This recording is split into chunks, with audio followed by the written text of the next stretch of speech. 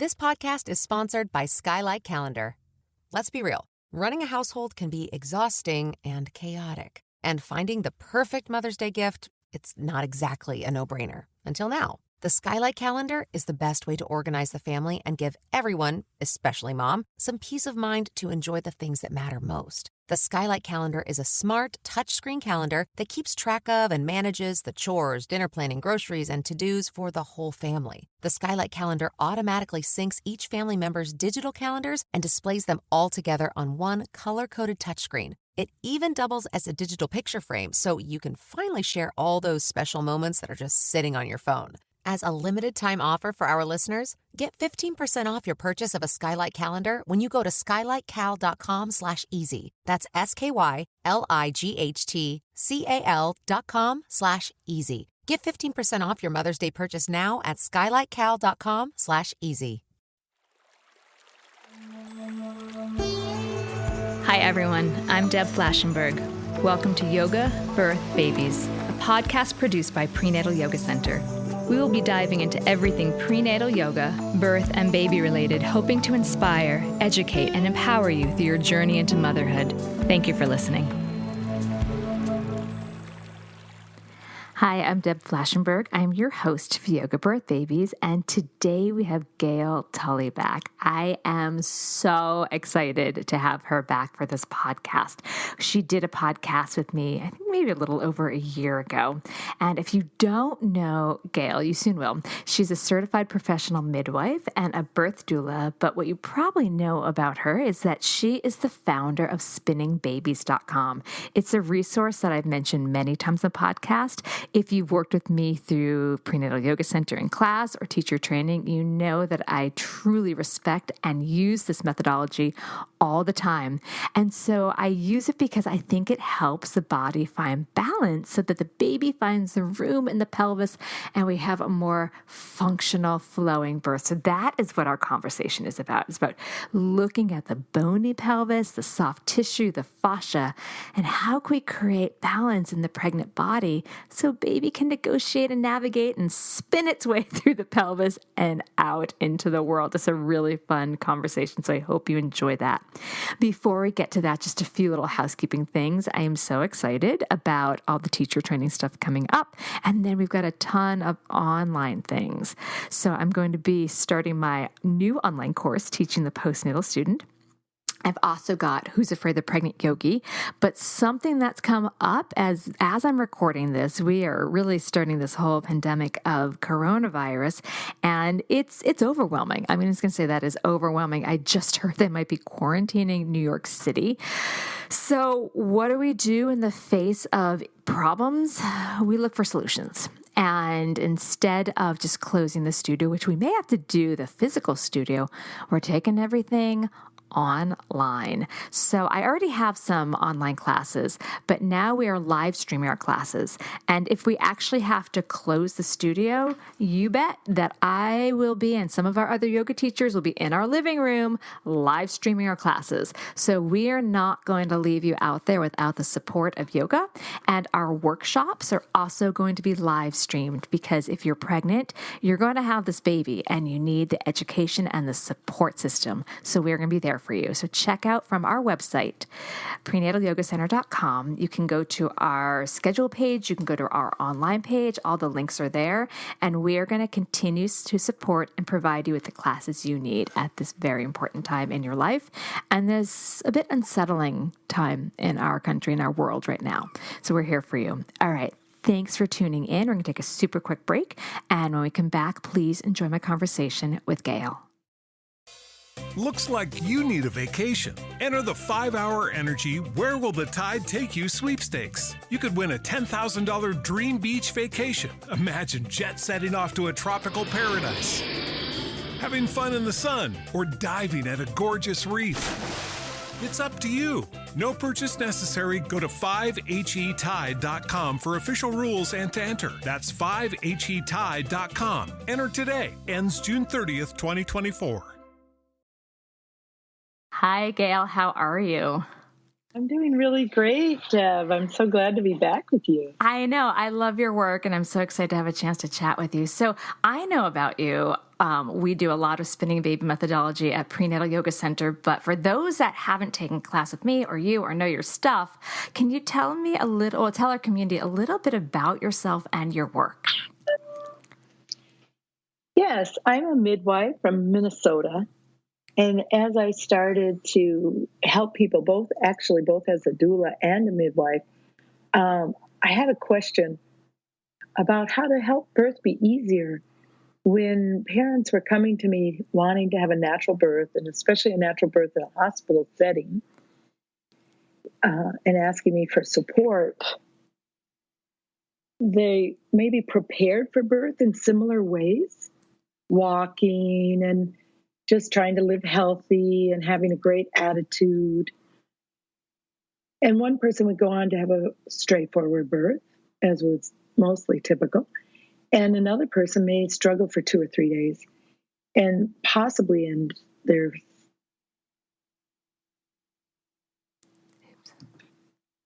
then ask, why my body? Why me? What was different? And I wasn't satisfied with the explanations that either the midwives or the doctors offered parents in those situations. The doctors would say, well, the baby's too big, the pelvis is too small. And the midwives would say, well, you're too much in your head, you're not letting go. And yet I would be with these parents from in the end of their pregnancy, the early onset of labor, throughout their labor. And I, most of the time, Deb, wouldn't see a difference between how one person responded to their labor and another person. There was something else. And sometimes the labor pattern was different. The pain patterns were different. And clearly the length of labor or the work that they were doing was different. So I investigated why, just by observation, by talking to parents, professionals in birth, professionals in body work, everywhere I could find information from traditions to modern research. I kept looking for answers, and they led me to fetal position. If the baby's angling into the pelvis with its chin up, presenting the full top of its head, that's harder to move through the pelvis, and it takes longer, and sometimes babies can't even get through the bones in that position. Whereas if their chin is tucked, they fit and slip through and rotate through the pelvis, and they come out spinning, and so we call it spinning babies. And that's what I developed out of the answers to my questions. I didn't realize that's how spinning babies, that's how the name came along. That makes so much sense. They rotate, they spin. I love that. So one of the things that I know spinning babies takes a lot in consideration, something that we do a lot at Prenatal Yoga Center, is talking about balancing the pelvis.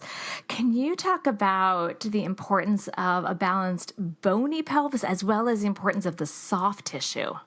Mm-hmm. Yes, people, when we hear a doctor say, well, the pelvis is too small, they're talking about the bony pelvis, the tunnel through the bony pelvis maybe being smaller than the baby needs, right?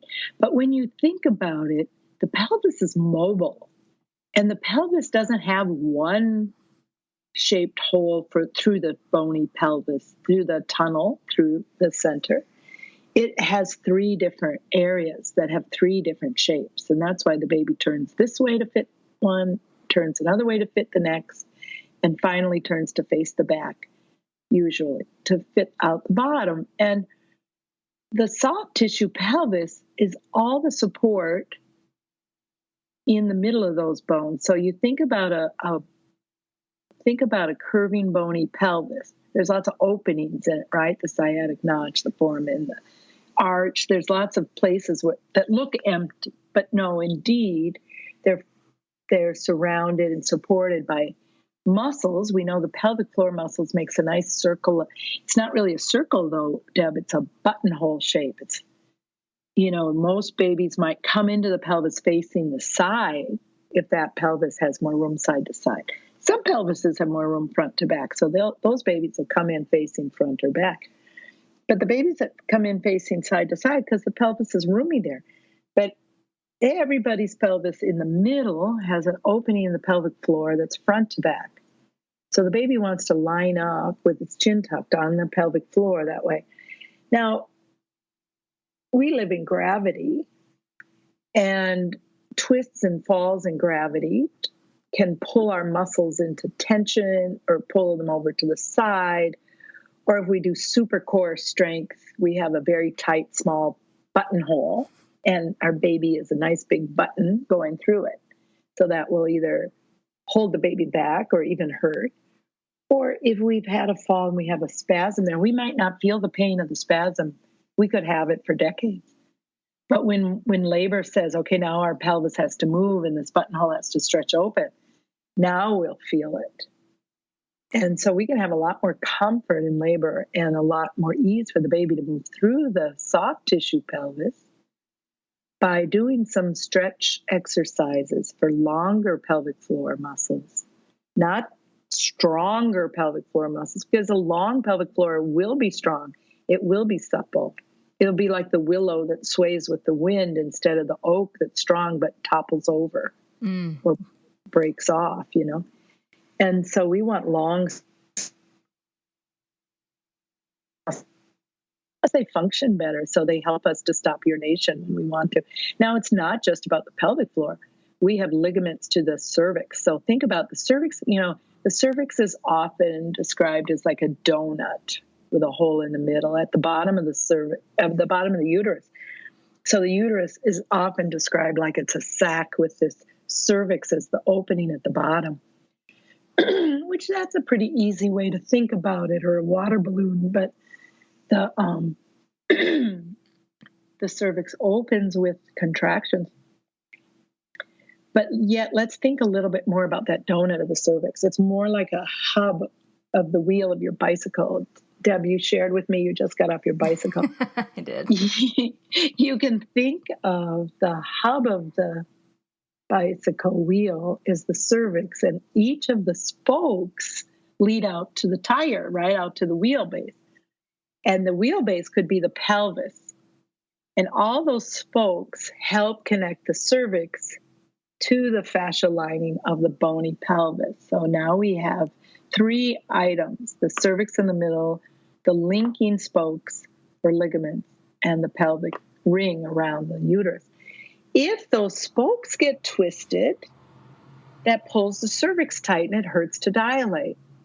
So we have our fun technique called forward leaning inversion. We just do it for 3 breaths. It doesn't take long, or in labor, maybe 1 contraction, which puts all those spokes back into balance. Balance just means not too tight, not too loose, and not too twisty.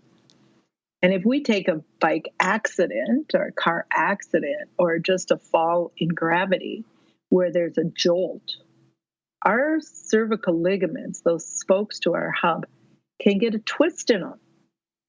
And we want to use gravity as our friend to help our body move in such ways that it naturally stretches those ligaments and puts them back into place. It's not painful. It's not manipulative. It's simply letting our body get into a position where the uterus gives the cervical ligaments a little bit of a stretch. And when we come up, the uterus goes back into place because now the spokes are no longer twisted.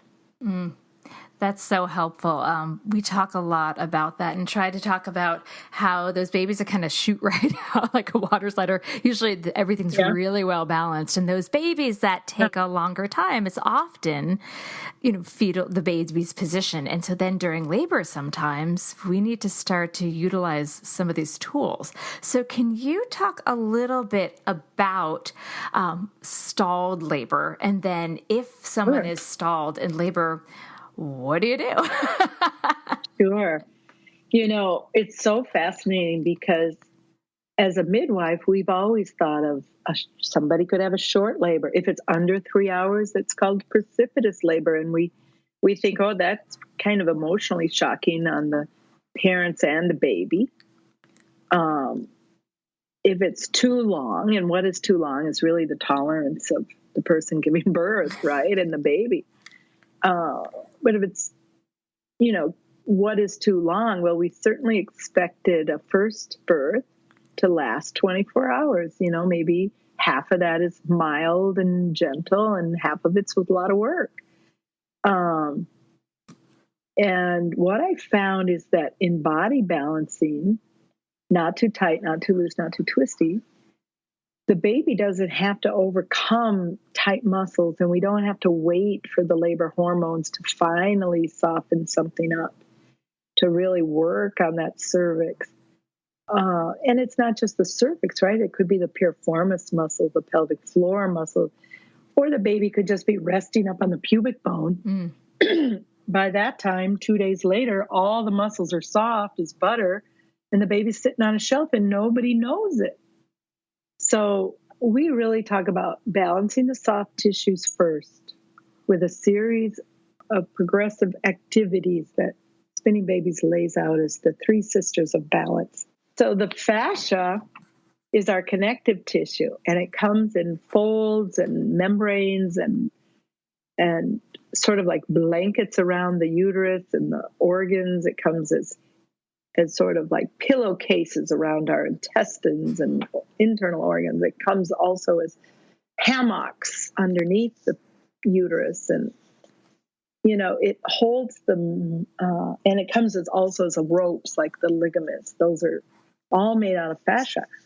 So fascia is very important, and the cool thing about fascia is it's very adaptable. It can hold a freeze, like if we fall and gets jolted, it'll hold that tension and that thickness for years. But if we talk to the fascia in the language the fascia knows, it'll relax, it'll feel heard, it'll loosen up, it'll become more mobile, and wow, the body really responds with comfort and with making more room for the baby.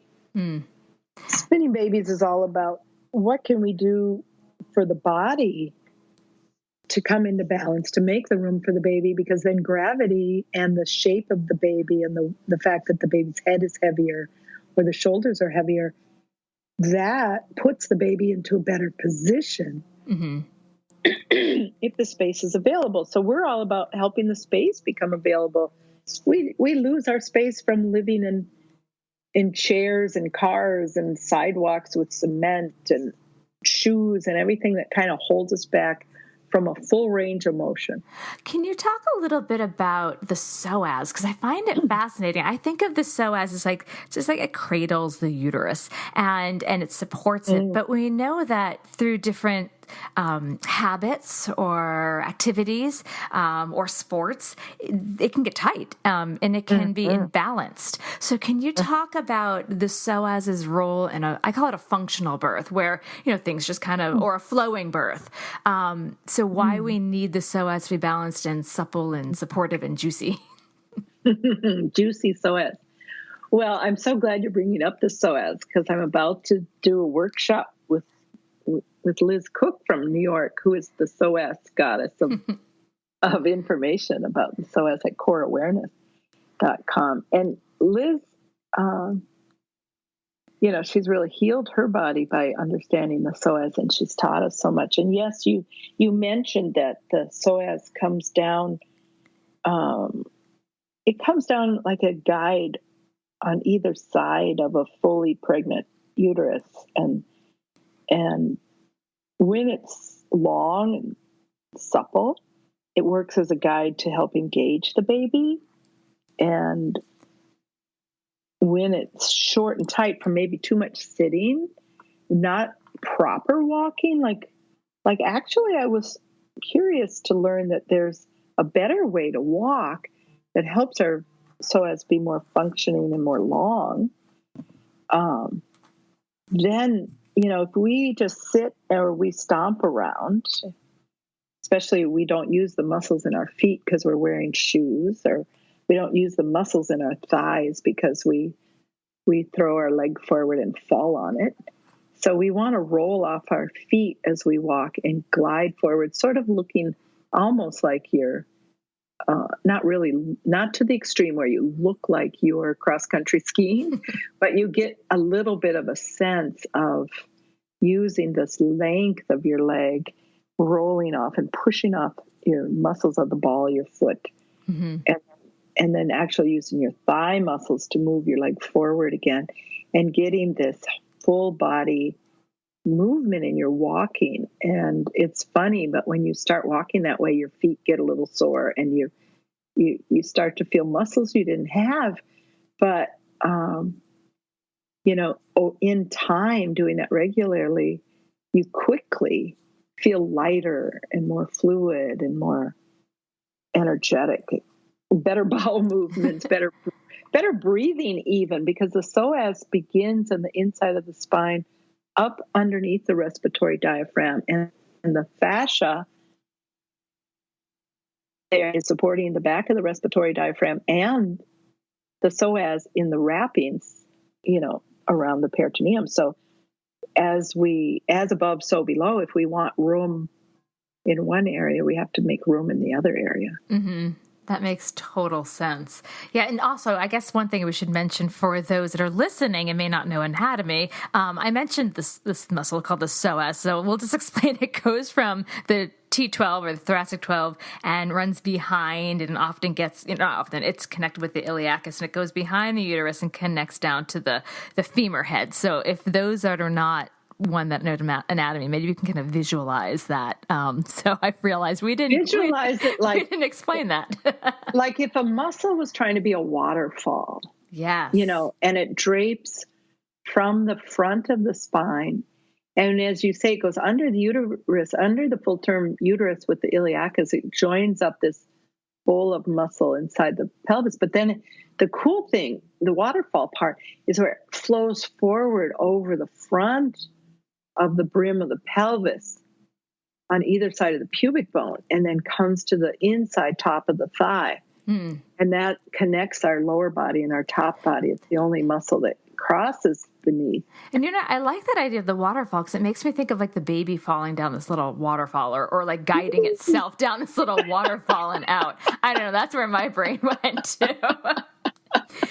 And I just love waterfalls. I want to go all around the world visiting waterfalls, but it also gives that sense of flow, right? Yeah. And when Liz Cook and I are going to do a Spinning Babies with psoas, and Liz Cook this May in Minneapolis, and I'm going to learn a lot more, because there's so much to learn about the psoas. It's more than a flex muscle, the flexor muscles. People notice it when you bend your knees right in the groin, you're bending your psoas. And when you put your knees behind, like go the opposite direction, put your knees behind your hips, almost like you're really like a runner stretch or something. Yeah. Then you're getting some length in your psoas. So we want to sit up on our chairs with our bellies lower, like if you sit up on your sits bones. I used to tell my kids at the dinner table, fair and square on your chair. You're up on the sits bones, but in pregnancy, your belly becomes a hammock for the baby. And we're looking for a seat that puts the knees a little lower than the hips. When the knees are higher than the hips, like when you sit back in a soft couch, then that shortens the psoas when we sit there so long. When we sit so our knees are slightly lower than our hips, then we have a little chance of length at the psoas. Now, there's a lot more to it, but that helps right away. That's why we recommend a firm birth ball. And, prenatal yoga. Deb, let's give you a shout out. You have your prenatal yoga center in New York.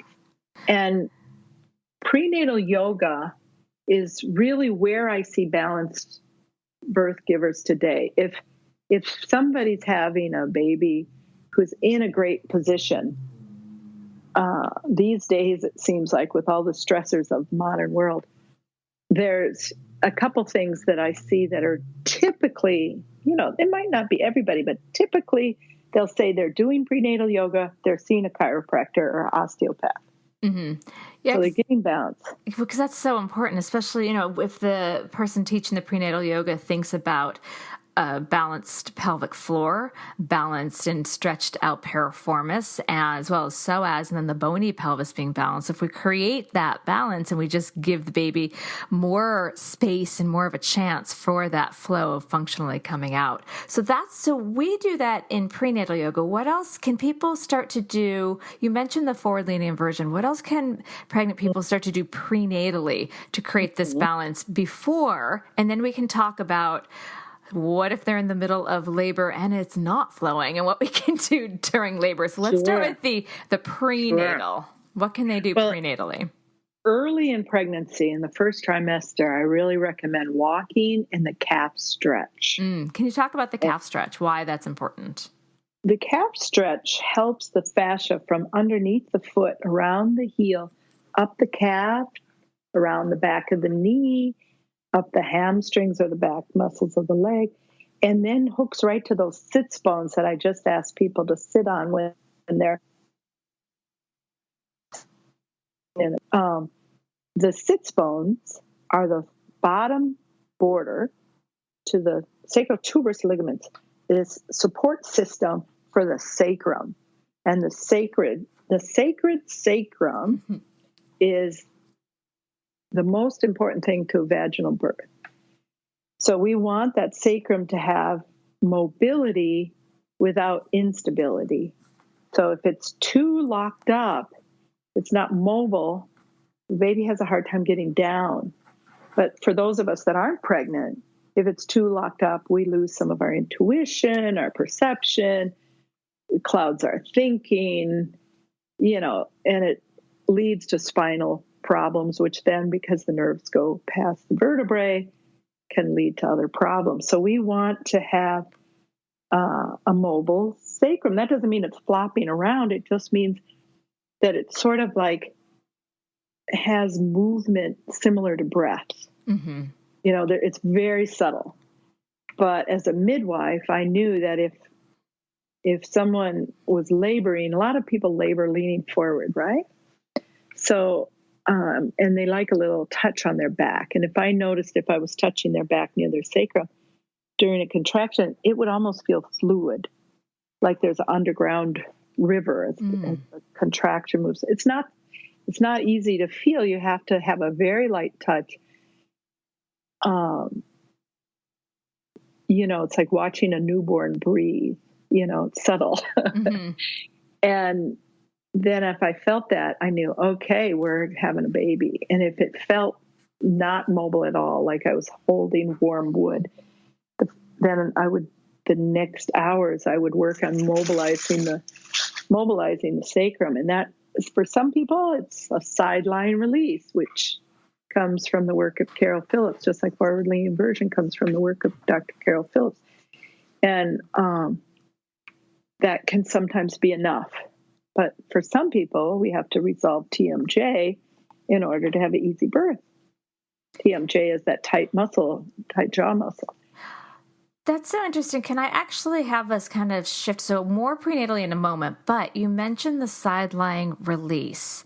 Can you talk a little bit more about, you have a couple different release exercises. So yes. I'm scattering around a bit. So we talked prenatally, and I'm going to jump a little bit into actually labor. We're talking first trimester. Yeah. And the sideline release can be done in the first trimester. But it can also be done during labor, can't it? During labor. Yeah. And it is the queen of labor techniques. It's an amazing, anybody who can get a sideline release, if you have legs and a pelvis, you want to give it a go, because it's like the way to comfort in life.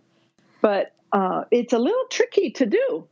It doesn't work if the person that's helping you with it can't keep your hips in alignment while you're laying on your side with your leg over it's step by step to learn it. And you need a mature person tall enough to hold you on. Let's say you're doing it on the side of your couch.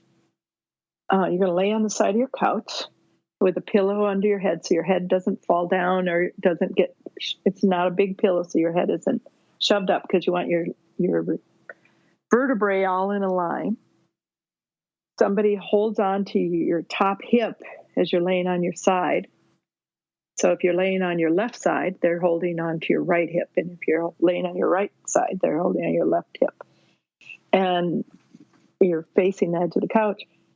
Then as they hold your hip still, you lift your leg up and over, your top leg up and over the other leg, and gently let it rest hanging off the couch. It shouldn't hit the floor to the point where you're not hanging. You want that leg to hang because that stretches the muscle.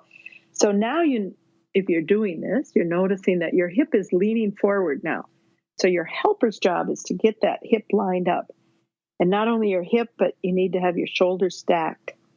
And if your torso then with stacked shoulders, stacked hips is like a rectangle that's not tipping, then the muscles are going to start to release in your pelvic floor and your piriformis and your adductors. It's fantastic. Some piriformis muscles in the back, deep in the bottom, are so tight that people get sciatic pain. Mm-hmm. This will help lift that. You have to do both sides so the floor doesn't release on one side and stay tight on the other, which would send the baby off sideways. Right. We have babies that are trying to find room in the pelvis, and the pelvis is twisted a little bit like that. Because we cross our legs, or because we use our right leg to drive, or we have a dominant side. It's maybe the reason. Then babies go off to the side when they're coming through the pelvis, and they get a bump on the side of their head, and it can take hours to push that baby out. That's called asynclitism. My son had that, and oh gosh, I knew it was happening, especially when I saw my midwife did a vaginal exam, and then I just saw her face, and I'm like, it's asynclitic, right? Because part of the cervix thickens more than the other as it's pushing through unevenly, and I could just tell. She's like, yep, and I knew it. I just knew, and again, some of it comes from our habits, like you said, crossing the legs, and I just knew, I'm like, one side of my pelvic floor is tighter than the other. And so a lot of these are within our body.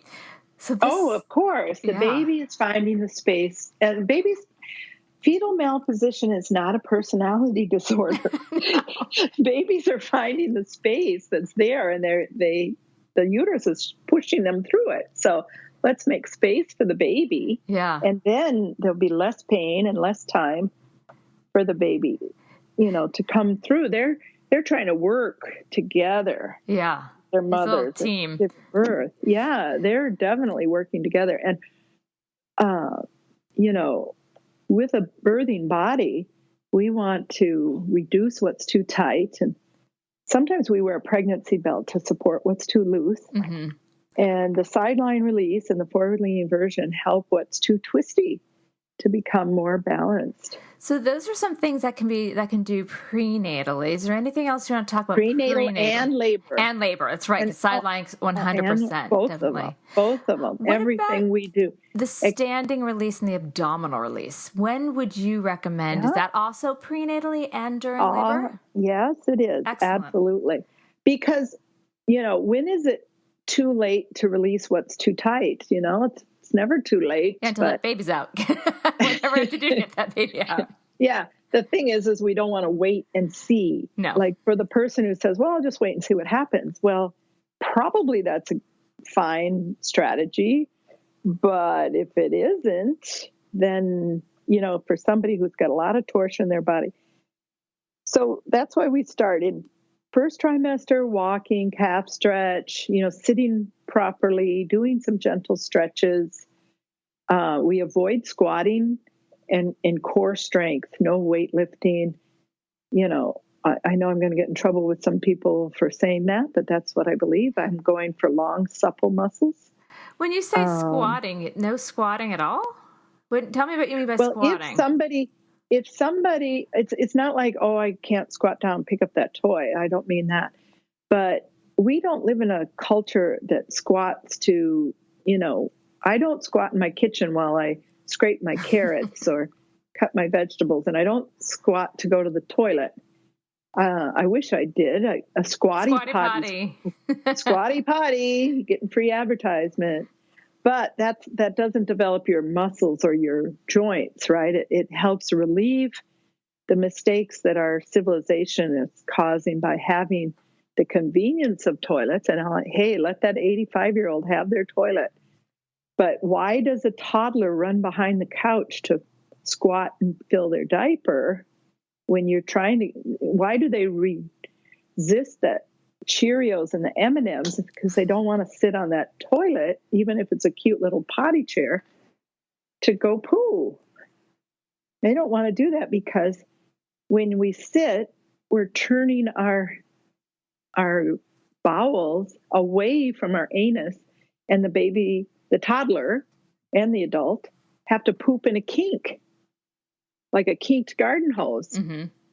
And so they go to squat because it unkinks their garden hose and it's easier and it's natural. And so we finally, with enough sugar and threats, teach our society to sit on the toilet to poo. And, meanwhile, our joints and our bodies don't develop, and we don't have the range of motion for squatting. So now we're and we're interested in the body. We want to do things traditionally, or we want to have the advantage, or we want to have the ease. But we're trying to expect that squatting with no prep, that our bodies are not going to have to overcome civilization. They're just going to suddenly be that way. But you wouldn't expect that of yourself if you were to say, now I'm suddenly going to be able to swim a mile with no preparation, or, I don't know. Because we actually practice squat. I warm them up to squat like we do, as you said, the calves, kind of the back chain of the body, work up the ankles, the calves. We talk about keeping the feet balanced so they're not rolling in on their arches. We talk about how turning the toes out actually makes the sit bones come closer, so the outlet's smaller. And then when they're parallel, or even if they could be turned in, it makes the outlet wider. So and then of course we don't want the tail tucked, we want the tail released back. So we work on squatting, and then if the heels need support. Because I think it's great that you work on squatting. Yeah, because some people, the hospitals have squatting bars, and so I tell them, like, if you've never squatted, and especially if you've worn high heels a lot, your body's gonna be like, what are you doing? And they can't. They come up on their toes. Yeah, and that's not going to help. Their tailbone goes in. Yeah, and they still, there's a little benefit to that squat, but not very much. Yeah. But there is. It's still vertical. You get a better contraction. But how do we make the bones move out of the way? Well, you're preparing, your description of how to squat with your tailbone swung out is preparing for a longer pelvic floor and more length in the pelvic floor. But you're right. We have to prepare. And another way of preparing is to lean up against the wall. You put your back against the wall and just start to slide down, just to get the thighs a little bit stronger. Yeah. And the thing what I really mean, Deb, is I don't want people to go into a series of I'm squatting to get strong, starting in first trimester with a lot of downward pressure, very yang, in a month that's supposed to be nestling and keeping the baby safe. And let's do all the prep for squatting in first trimester. And then maybe second trimester, we're learning, it's not that you can never squat in first trimester. And if people that do squat a lot, great. They're I'm not talking to them, but in our society, I don't mean I do a lot of squats at the gym. I think I see what you're saying. So it's not about the strength squat. I think of squatting should be like your legs are folding like a ladder. It's really just the hinges at the hips and the knees and the ankles. So we're doing it in a soft way, not a muscle. I'm holding myself up, because one probably doesn't have the strength and it's exhausting. And then we're tightening. So I hear what you're saying about that. All right, we're going to take a quick break. When we get back, let's talk a little bit, keep going on the prenatally, and also we were talking about the different releases. So we're going to take a quick break. When we come back, we can talk about the different release exercises. We'll be right back. Hello, it is Ryan, and we could all use an extra bright spot in our day, couldn't we? Just to make up for things like sitting in traffic, doing the dishes, counting your steps, all the mundane stuff. That is why I'm such a big fan of Chumba Casino. Chumba Casino has all your favorite social casino-style games that you can play for free anytime, anywhere with daily bonuses. That should brighten your day a little. Actually, a lot. So sign up now at ChumbaCasino.com. That's ChumbaCasino.com. No purchase necessary. VGW Group. Void where prohibited by law. See terms and conditions. 18+. It is Ryan here, and I have a question for you. What do you do when you win? Like, are you a fist pumper, a woohooer, a hand clapper, a high fiver? I kind of like the high five, but if you want to hone in on those winning moves, check out Chumba Casino. At ChumbaCasino.com, choose from hundreds of social casino-style games for your chance to redeem serious cash prizes. There are new game releases weekly, plus free daily bonuses, so don't wait. Start having the most fun ever at ChumbaCasino.com. No purchase necessary. VGW Group. Void where prohibited by law. See terms and conditions. 18+. Okay, we are back. So let's go back to the different releases. So we talked about the sacrum. We talked about side lying release. Let's talk about the standing and abdominal release and how some of this can be done prenatally as well as in labor.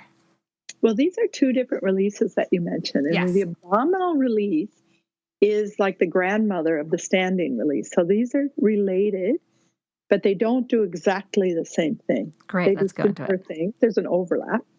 Laying down you could lay down on the couch with a cushion under your shoulders, totally in the position that I don't typically recommend.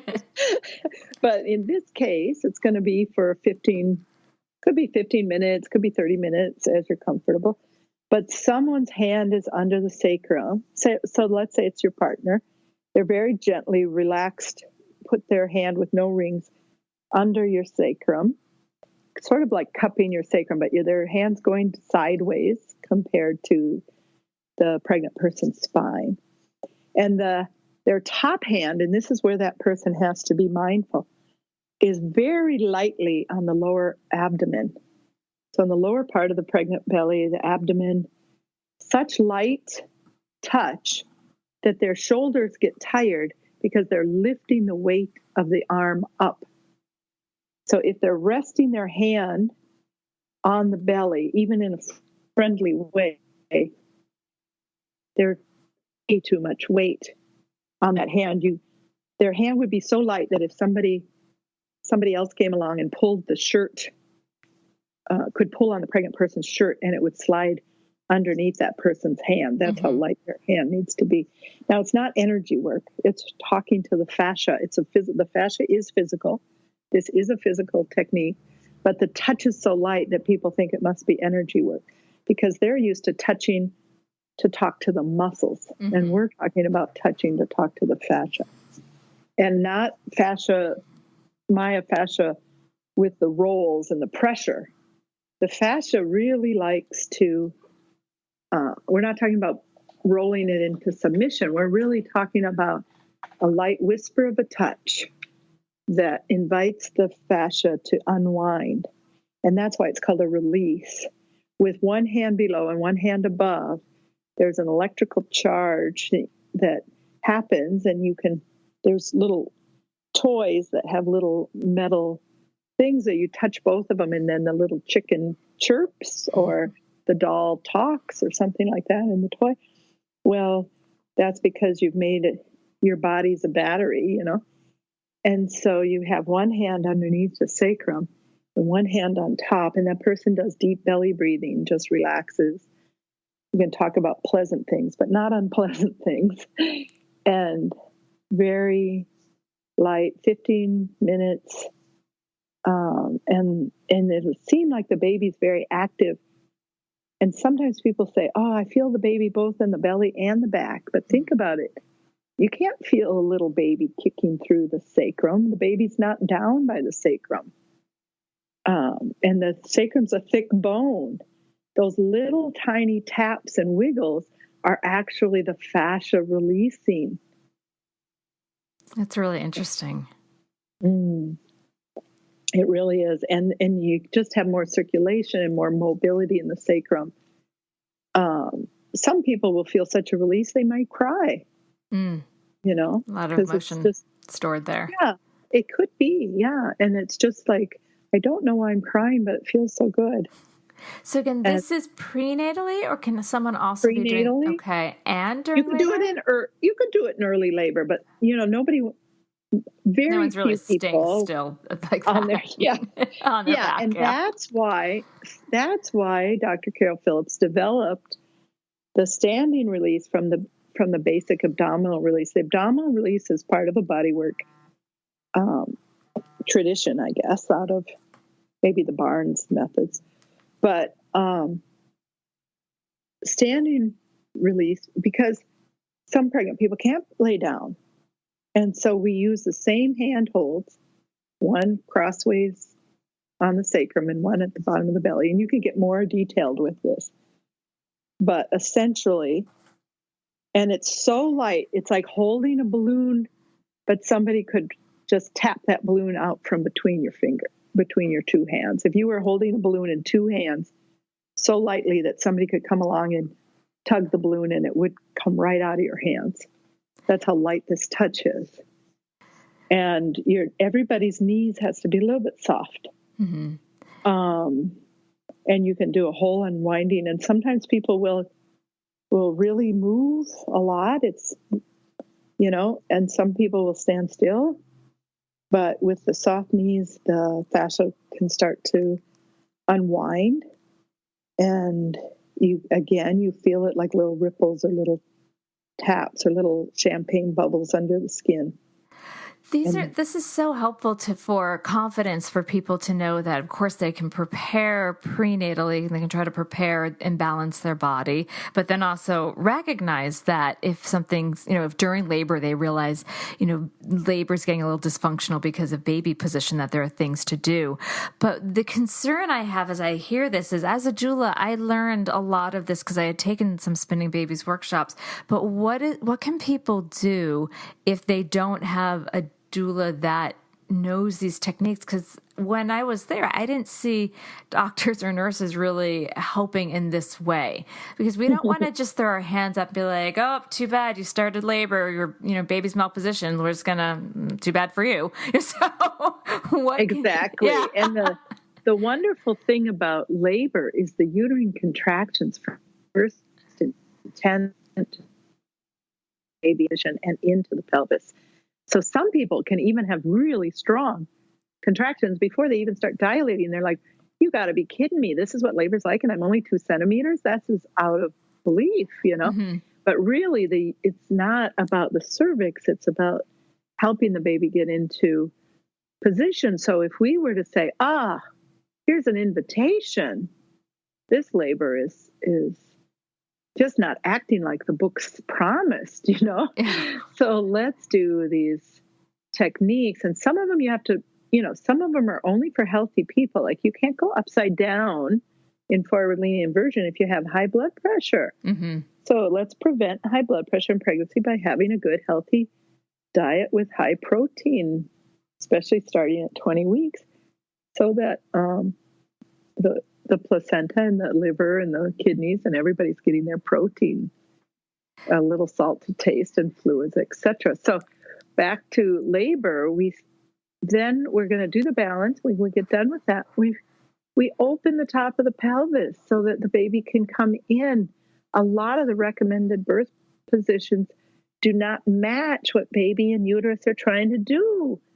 So we've created an entire Spinning Babies Certified Parent Educator program with parent educators dotted around the world that teach parents in a 3-hour class, approximately 3 hours, just how did you do forward leaning inversion and mm-hmm. sideline release and a abdominal manteada, a beautiful Mexican tradition, or a jiggle, an osteopathic tradition. So that we are inviting the fascia to release and make room for the baby. We show birth positions, how to open the top, how to open the bottom, so that we're not, sometimes even the nurses and the doctors in their meaning to do the best thing are having you push when they close the pelvis. That's exactly what you were talking It about. drives me crazy. It's funny. I have a story I think you'll appreciate. So we do a lot of, we do some abdominal toning, like the transverse abdominals. We do pelvic floor balancing. And I'll often put them in a supported squat on blocks. And I'll say, turn your toes out and tell me if you feel at the base of your pelvis, is it more open or closed? And then turn your feet parallel or even internally. What's wider? And I'd say a good quarter of them say they feel their pelvic bones are wider apart when their toes are turned out, and the rest are like, no, I think they're not. And I said, correct. When we turn our toes out, we bring our sit bones together. So I go over that every class. And then I had a student email me in that she was pushing and she was on her back and she just kept yelling at her husband, make sure my feet are parallel. Make sure my feet are parallel. And after the husband's like, what was that about? Because I kept saying, when someone's pushing, the common place is someone's grabbing a leg or they're being told to pull their knees to their armpits, and that turns their toes out. So they're making the doorway smaller. So it drives me crazy. So keep the doorway big and wide. I know. Let's close the door and say, we don't know why the baby won't fit out. I guess we need a C-section. Big wide door. Don't make the door smaller. Big wide door. But you know why I think that the doctors and midwives have done it that way, Deb, is because, 50, 70 years ago, when so many women giving birth were anesthetized or they were in twilight sleep, if the uterus couldn't spontaneously bring the baby out, it was probably because the baby was stuck really high on a bone. Some people start pushing and the baby's really high. And they push and they push and they push and the baby stays high and then they go to C-section. So in the old days, they figured out that if they put the toes apart and the knees apart, more of those babies would come down the pelvis. So now they do that with everybody, even though the babies that have already passed that part of the pelvis need the toes together, heels apart, and even the knees together. Yeah. And they don't let people push with their knees together because they say you have to make room for the baby. And then they take out, do you know what, Deb? You can make the pelvic outlet 2 inches smaller by pushing in the standard hospital position. I know. It drives me crazy. There's a Lamaze saying, I think the saying is squeeze the knees, birth with ease. So when we actually draw the knees in or internally rotate the legs, the sit bones go wider. So even if we can throw someone on their side, then that top leg could be knee down and we get even more space. It's all about space. You hit it nail on the head. It's about helping the baby find its space. Well, it's so great that the way we get this information, Deb, is to cross over out of the birth knowledge into the bodywork knowledge. And the thing about spinning babies is nobody else had said when to do what in a systematic way. So for providers, for midwives and doctors and nurses, we have, provider workshops. But for parents, we started these parent workshops. We have a parent class video. And we have free information on the website. I'm really dedicated to getting that information out. I don't, you could edit this if it's not the right timing, but I don't know when you're going to air this. But right now, people are probably wondering, should I go to the hospital to have my baby? Because they're at greater risk going to where there's staff that go from room to room, and where do we go to find disease? Well, diseases congregates in the hospital. So why do healthy people go to the hospital? There's some economic reasons. There's some educational reasons. It's easy to educate groups of providers if we get all the mothers together instead of sending them all out to their homes. But during pandemics, we got to rethink our public health approach and see if that's the right approach or not. Mm-hmm. And if we understood physiological birth better, we wouldn't be so afraid of, we can always drive into the hospital when we live in a place like New York City. We can get to the hospital quickly. But and we're privileged to have the technology and the life-saving cesarean. But do we need to have it ready for healthy people? You know, if the baby's not coming, you can go in and have it. But if we understand physiological birth, we're much safer, both at home, in the birth center, in the hospital setting, wherever we're giving birth. We're safer because we're not fighting our own body's processes. Mm-hmm. I hear what you're saying. So I had a student yesterday that actually, she was 23 or 24 weeks, and she brought up, I want to open my pelvis to help my baby in a better position. I said, well, it's not, and I kind of went to a spiel about it's not the bony pelvis, it's more than just that. But that brings me to the question of, when should people start to think about baby position? When they start to think. So is that before pregnancy, early pregnancy, mid-pregnancy, late pregnancy? They found out they're 8 centimeters.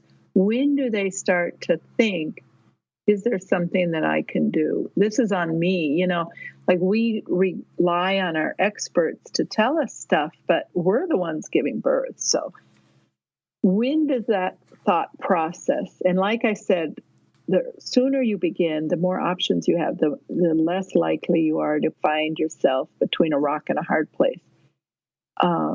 If you start late, you might be able to do one technique. And there have been people who've been at the door of the operating room that said, wait, let me do forward leaning inversion, or let me do sideline release. Or the midwives have said, let's try sideline release. And they have a baby on the gurney, or they have a, you know, like that can happen. But there's other people that if they would start by 20 weeks, they would, you know, we don't expect the 20-week baby to be head down. The baby could be oblique. That would be fine. The baby could be breech. That could be fine. At 30 weeks, we expect the baby to be head down. The oblique baby, the breech baby, the baby laying sideways is reflecting the space available. And we can start some gentle day-to-day activities in our own homes to help baby get the room. And if by 32 or 34 weeks, we don't have a baby that's head down or the back is on the left, or I would encourage people to pay attention is the back towards the left, because they tend to have an easier birth. And we're looking for a baby that's head down and the back is on the left. That means they're kicking to the right side. Mm-hmm. It doesn't mean if they kick to the left, but they lean to the left, that's still not the back on the left. The back could be towards the front, and that's just fine. But let's help make room. And it might be that the baby is over to the left in pregnancy, but as soon as those uterine contractions start, the uterine contraction finds that it's quite easy to rotate the baby into position because all the tensions of the world have been removed. That means we have to have an assortment of breathing styles, of relaxation methods, but also of slow stretch, gentle jiggles, and various positions to help the body work together. Mm-hmm. The body and the baby work together, you know? And I like what you said about when they start to think, because that put me into a thought of when they are starting to think about their body and their desires to find a balanced body and movement during labor, that may also help them catapult into a conversation with their care provider of something to the extent of, you know, I want to give my baby all the space. I want to help my baby spin and rotate down.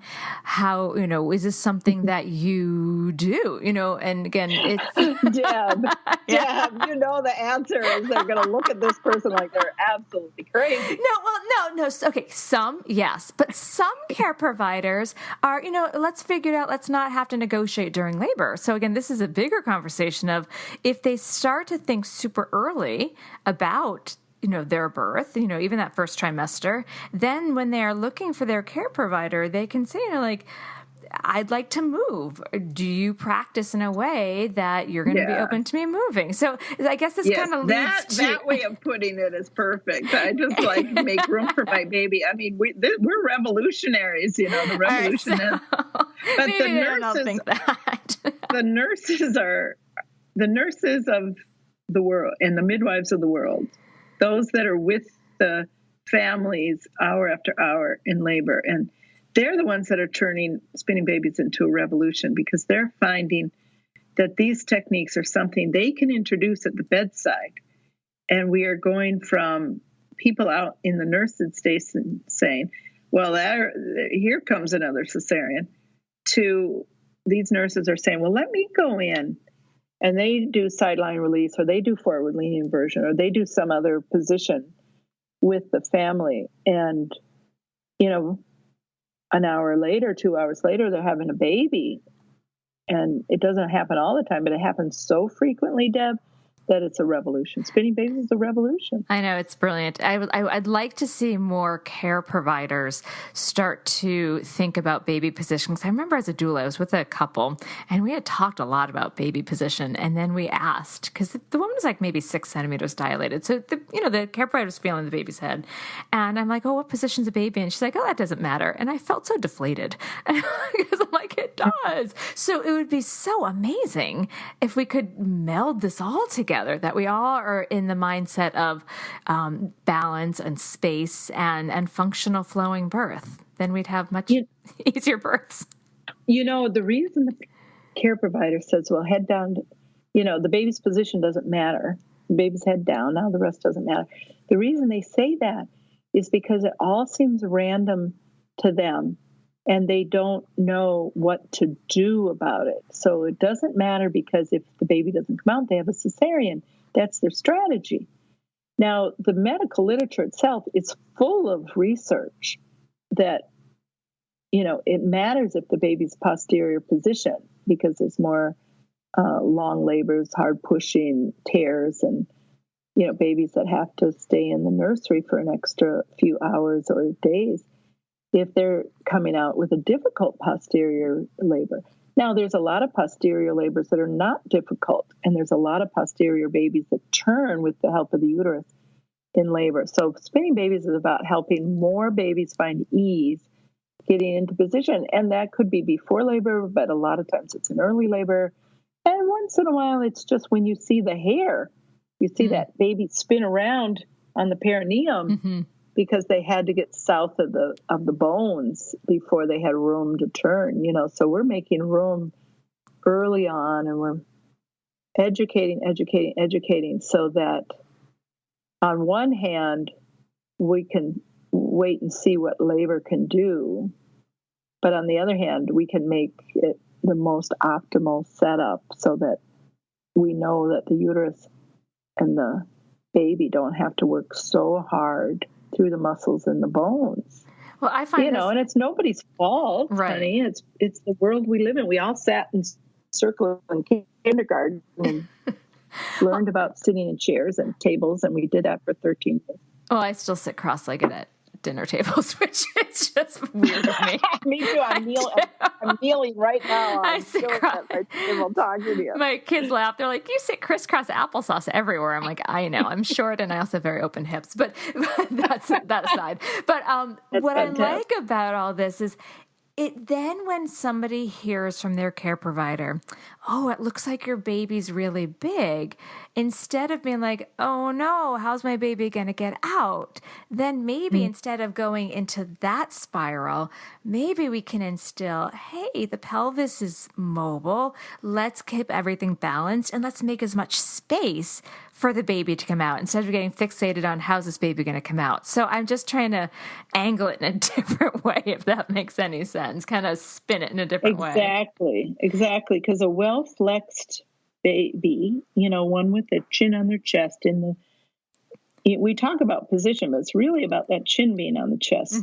That's more important than the baby's position, because a posterior baby with a chin on the chest can turn. And so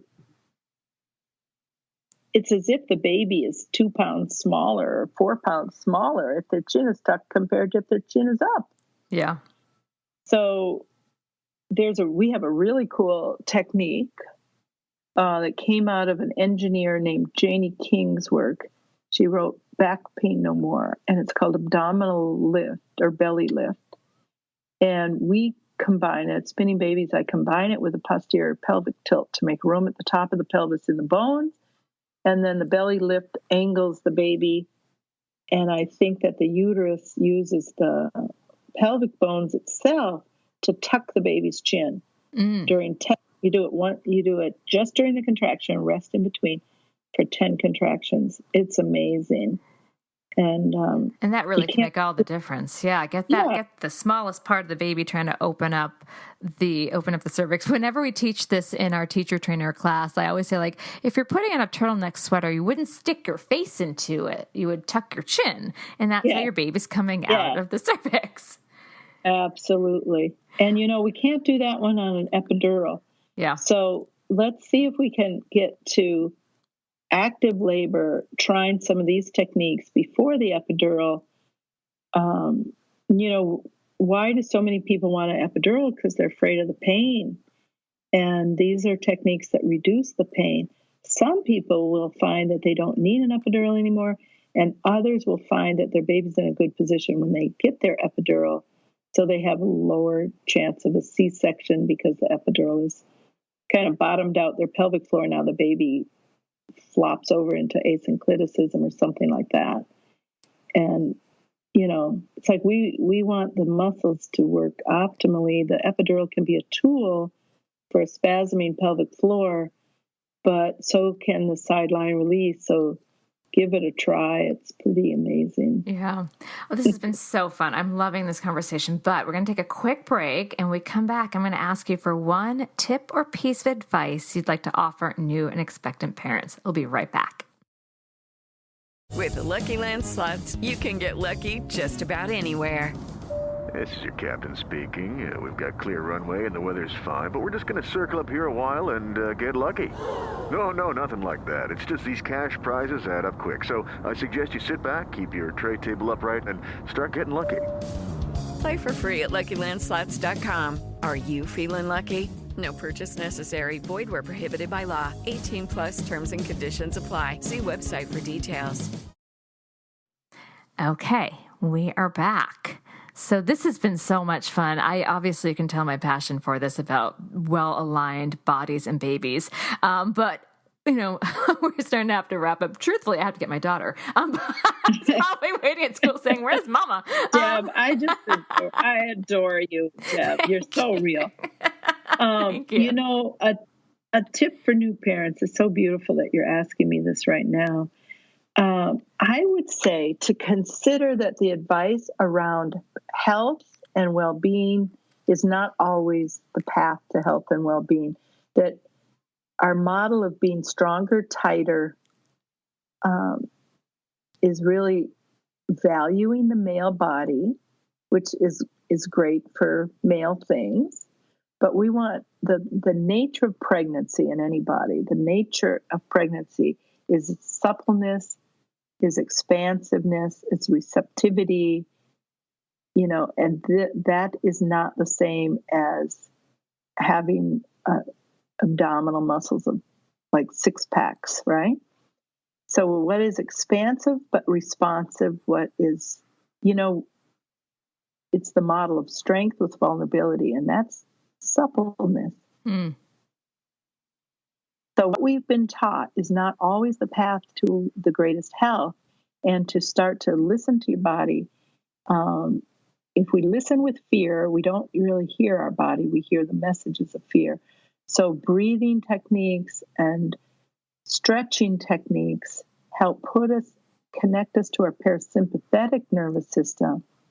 Our rebozo amontillado and our shake the apples are two techniques to activate the parasympathetics to create a safe internal environment when the external world feels unsafe, like times of pandemics or violence. We can be in our homes creating a safe internal environment with the amontillado, with the shake the apples, with the abdominal release and standing release. These techniques help activate our parasympathetics. That's where babies grow, where we digest food, we overcome constipation, we have softer, more kind, more compassionate thoughts, better lovemaking.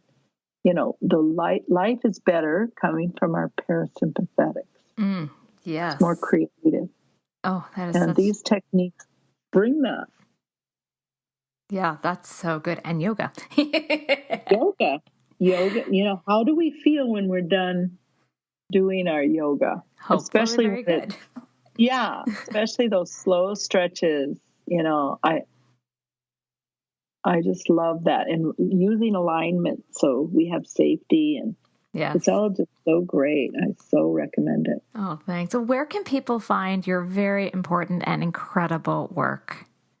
Well, come on over to spinningbabies.com and pour yourself a cup of tea, get some of those cool computer reading glasses, and, expect to spend some time. There's a navigation that's called Pregnancy, and there's a handful of articles there. You want to start there.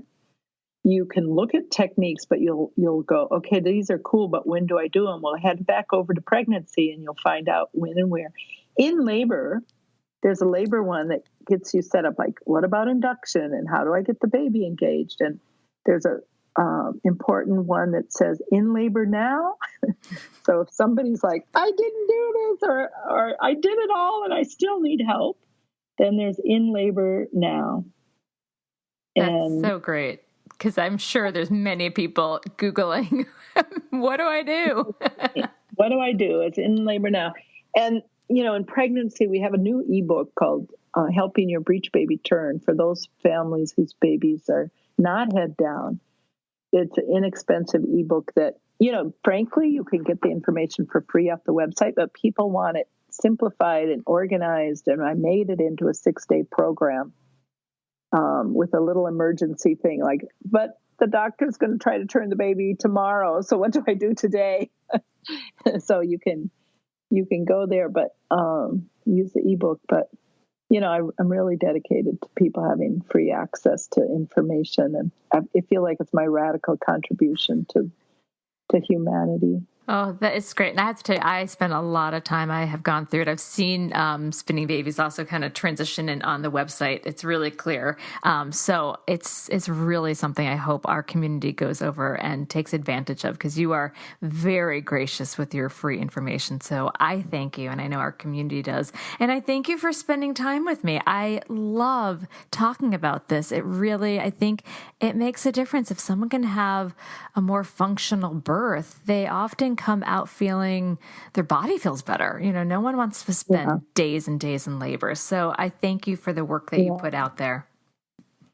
Well, I thank you too, Deb, and the work you're doing, and that you're hosting a Spinning Babies approved trainer that do classes in your yoga studio. And your name is always in the birth world, and you're always contributing. I so appreciate the work you do. Thank you so much. Well, I look forward to chatting with you another time. Take care. Thank you, Deb. Bye-bye. This has been an episode of Yoga Birth Babies, produced by Prenatal Yoga Center. You can catch us on Facebook, Twitter, Instagram, and Periscope. I'm Deb Flaschenberg. Thanks for listening. Step into the world of power, loyalty, and luck. I'm gonna make him an offer he can't refuse. With family, cannolis, and spins mean everything. Now, you wanna get mixed up in the family business. Introducing The Godfather at ChumbaCasino.com.